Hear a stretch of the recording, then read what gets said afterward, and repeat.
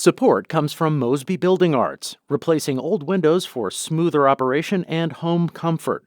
More at callmosby.com. This is St. Louis on the Air from St. Louis Public Radio. I'm Elaine Cha. On Wednesday, blues legend Henry Mule Townsend will be inducted into the Blues Hall of Fame in Memphis, Tennessee. He was born in Shelby, Mississippi in 1909, but once he came to St. Louis as a child, he was in St. Louis for good, and it's where he spent his music career most of his 96 years of life. One of his many popular songs, called Biddle Street, shows off his St. Louis pride.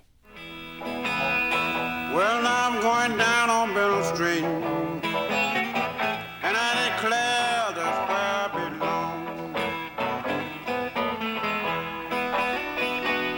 Though Henry Townsend is just now being inducted into the Hall of Fame, he understood his legend status decades ago. Back in 1984, Henry Townsend opened his home to a film crew for the documentary That's the Way I Do It, to share about his life, music, and ideals regarding the blues. He shared what blues music had done for him as a person. What has the blues done for me? The blues have put bread on my table. That's one of the major things. And it has put money in my pocket, not a whole lot. But being in the music world and playing the blues, it's able me to survive. And joining me in studio are just two of the many people who knew and continue to love Henry Townsend as a father, friend, and musician. Alonzo Townsend is a music manager and the youngest child of Henry and Vernell Townsend. Alonzo, welcome back to the show. Hey, well, thank you so much, Elaine.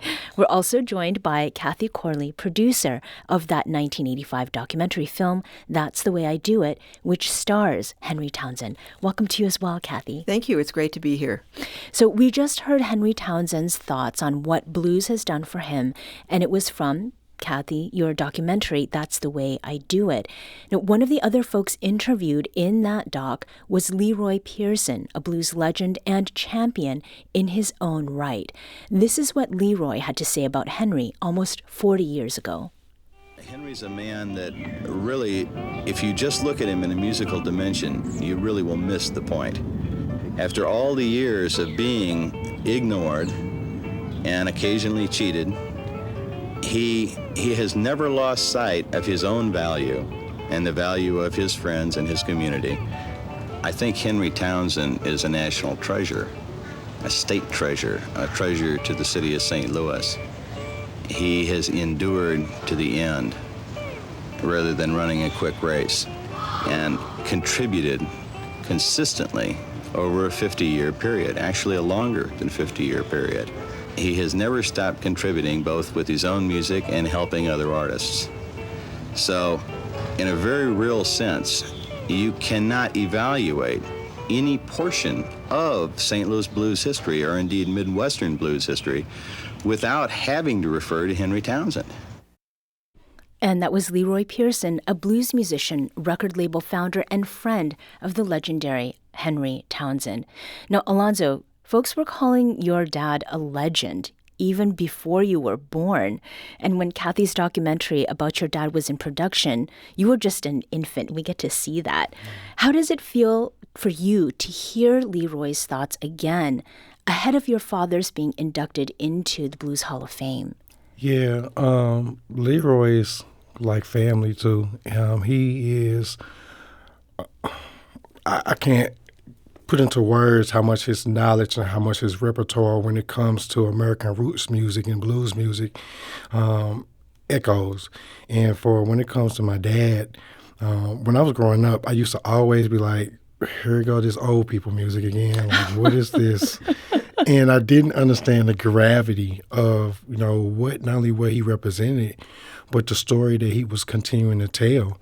And when it comes to blues, blues is the mother of all music. Mm-hmm. It is literally, it has birthed every genre that we listen to today. And when you speak that statement, you think about my father and his imprint on American music, in addition to St. Louis musical heritage, but the imprint that blues music and that my father's music has on the fingerprint of American music in American songbook. Yeah. Kathy, you had the vision to produce this documentary back in the mid-'80s, knowing that Henry Townsend was something special. As a storyteller, what is it like for more people to recognize the greatness that was and is Henry Townsend? Well, I think it's very important to recognize him. I mean, everything that Leroy Pearson said in that soundbite that you included is absolutely true. I think when you see the whole documentary and you see the trajectory of his career where he has been involved in music, but then he had a whole variety of odd jobs from debt collecting to everything.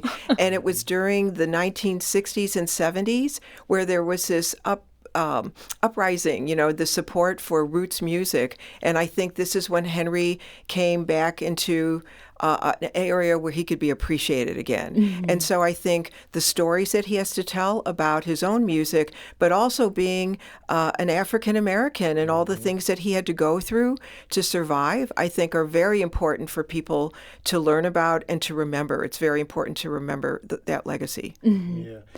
Yeah. Just to co-sign on that, Kathy hit it right on the head, because when I used to ask my dad, like, what made you want to play music, or what made you do this and go into this line, we got to think about when he started in the 1920s, there wasn't no Grammy Awards. There wasn't anything that, like a lot of artists today, aspire to grab, or, they're thought of what success is. Right. For my dad, it was putting food on the table, being able to clock in and out for yourself and not have to break your back in the factories or out there in the fields. And so the emphasis on what that represented and what it means and how it transcends to today's artists is impeccable. Yeah. So, Alonzo, you've been on to talk about your father before.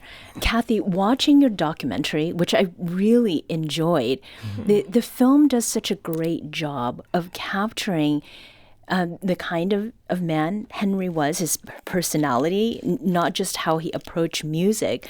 So, for those who have not seen, that's the way I do it, that is, what was it like to know Henry? What was he like? It was wonderful. I know I have to also mention Ron Edwards, because he was the person who introduced me to Henry Townsend. And so I went over with another team player, Rich Condon. We recorded a lot of interviews with him. We hung out with Henry and Vernell, his wife. So right. Alonzo's mother. So, and she would cook biscuits and gravy for us. Yeah. So it was just wonderful.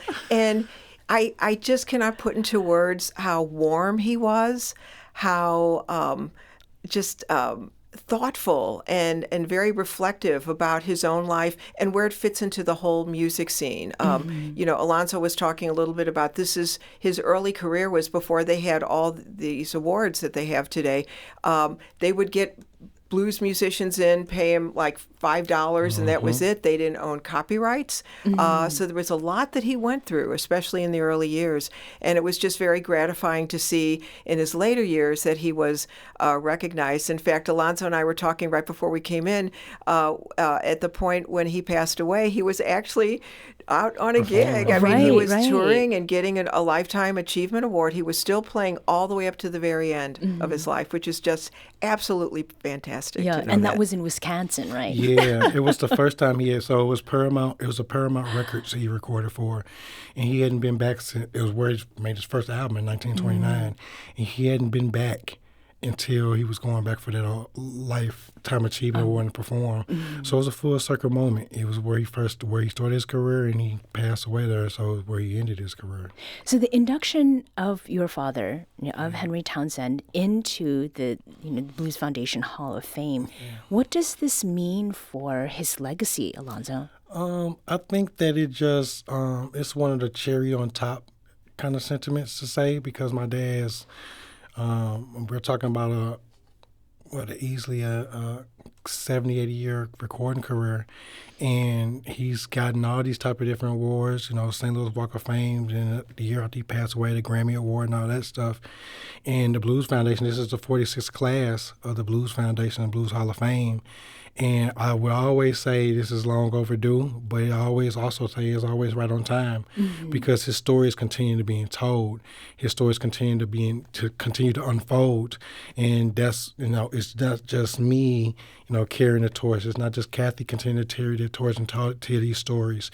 It's the overall footprint of that work and the passion that really emphasizes what this award means. So for me, it's extremely special, because I think that I keep saying it's a long time coming, but again, it's right on time for someone that literally represents what the blues is and the definition of what blues music is, just overall in America, especially here in St. Louis. But American roots music, you cannot tell the story without talking about Henry Townsend.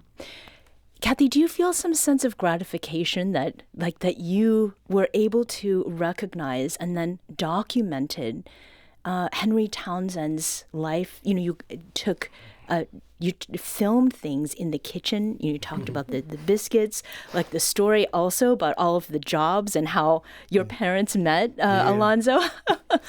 Is there a feeling of a vindication in some way that what you recognized can now be enjoyed sort of in a new way with this induction?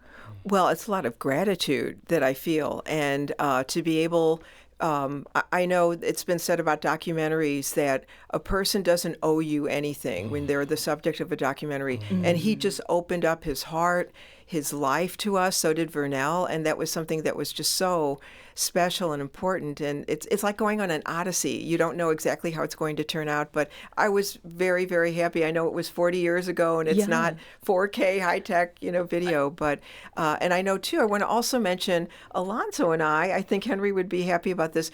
He is collaborating with myself and a couple of other local filmmakers on a new documentary called Mother Blues about the history of African-American women and their contribution to the blues. So that tie-in, I think, with his heritage and everything, and especially to work with Alonzo. I mean, I know I did when you were an infant in the film, but I mean, it's just been really great to be in the early stages of that too. Yeah, well, there's a lot of vibrancy, right? And it doesn't matter what K it's in. So something about Henry that comes through the documentary is his love for blues music and its culture. Here's a snippet of Henry sharing his thoughts on the preservation of the blues.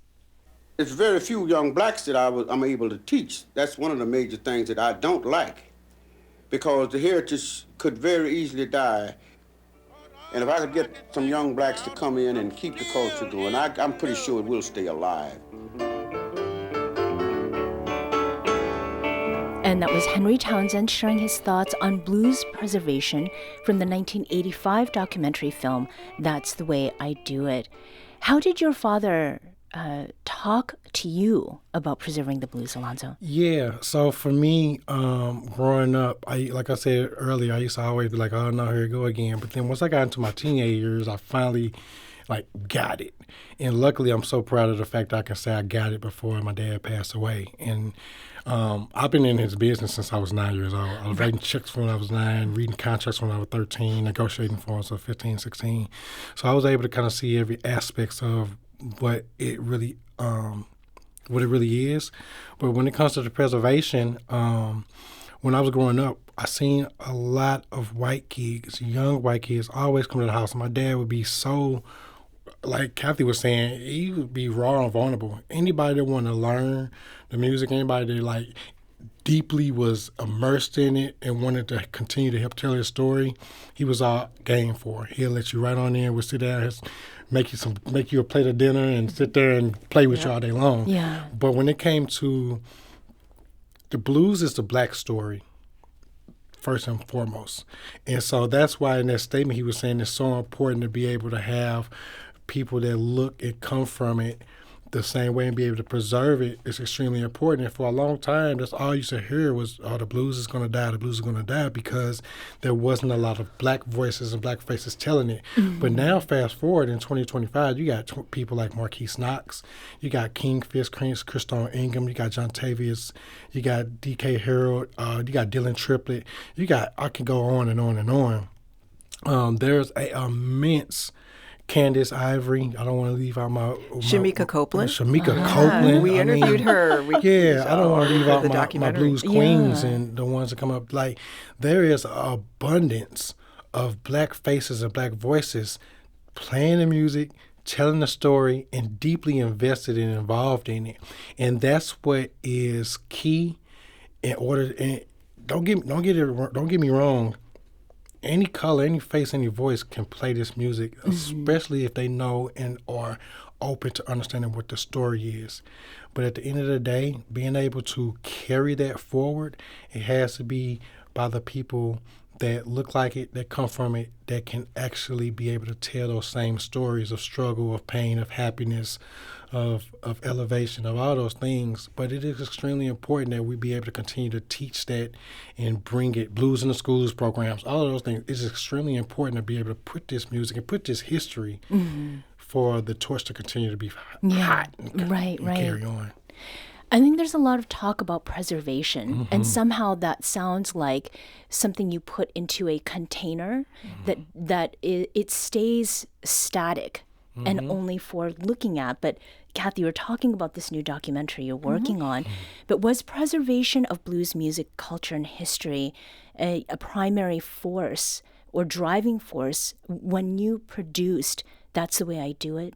Oh, yeah, absolutely. I think Ron Edwards told me, and he may have said it when we showed it at the National Blues Museum, that I believe I might be the only person that has done more than a short news piece, but an actual program about a St. Louis blues artist, which I'm very happy and proud to have been able to do that. Right. And so, yeah, it's very much to preserve it. And the other thing I like about it, too, I love when we show it before an audience. Like we showed it recently last fall at Webster University Film Series. And it's so special to see that and to see his face again and his smile and to hear him play. It's just wonderful. But also just putting it in front of fresh, young eyes. And voice. Like, that was the thing for me. I was so proud about seeing it being reshown, because now it's a fresh a fresh crop of eyes and voices, not only to my dad, but to that type of story, to that music, to that history. I had someone come with me, and that was the first time they weren't really immersed in blues music or whatnot. And when they got done seeing the film, they were like, I had no idea how much of an impact your dad had on just American music, but like I had no idea like this music carried this much weight. And if it was somebody I didn't know, I'd probably feel some type of way. But coming from someone like that I know, it was so refreshing to hear a statement like that from the work that you were able to come in and do with my mom and my dad. But like to hear that from a fresh voice, it just lifts you. Yeah. Because it lets you know that the work is being done, even 40 years later. Mm-hmm. And I want to make sure that I get each of your perspectives, so in about a minute each. As far as where St. Louis is, in terms of understanding truly how much we have to offer with blues music and history, how far do we have to go? So I'm going to give you 30 seconds, Alonzo. I could go all day. And I hope that our new administration hears this too. But music, especially blues music, is the bedrock, is the bricks of St. Louis, period. Mm-hmm. Our music heritage and history is immersed. And we could talk about the arts too, dance and all that, Catherine Burnham. But when I talk about music in a whole, it deserves to be wired into our infrastructure, into our tourism. When people think about St. Louis from the outside looking in, the first thing they should hear about the history of music and blues in this city that we have to offer, the legends, the giants that's come out this city that are worldwide known, not just Ike and Tina, but, the infrastructure is important. At 30 seconds, how far do we have to go, Kathy? Well, I think we've got a good start with people like you, Alonzo, because as a music promoter, you do give opportunities for musicians and singers to perform. But I also think it all goes back to the conversation that's at the forefront of many people today is arts funding. It's so critical. We will lose our heritage, our soul, if we don't have this. Kathy Corley is producer of the 1985 documentary film That's the Way I Do It, which starred Henry Townsend, and Alonzo Townsend is a music manager and the youngest child of Henry and Vernell Townsend. Alonzo and Kathy, thank you so much for joining us today. No, thank you. Thank you for having us. It was great. Absolutely. She mistreated me both night and day.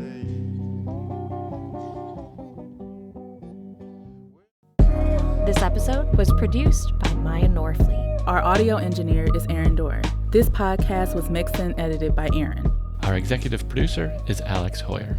St. Louis on the Air is a production of St. Louis Public Radio. Understanding starts here. Do you find yourself regularly listening to episodes of St. Louis on the Air? Suggest us to a friend you think might enjoy our conversations, and leave us a review and rating on Apple Podcasts on the App Store. It's the simplest way to help people discover our show. Thank you. St. Louis Public Radio is a member-supported service of the University of Missouri St. Louis.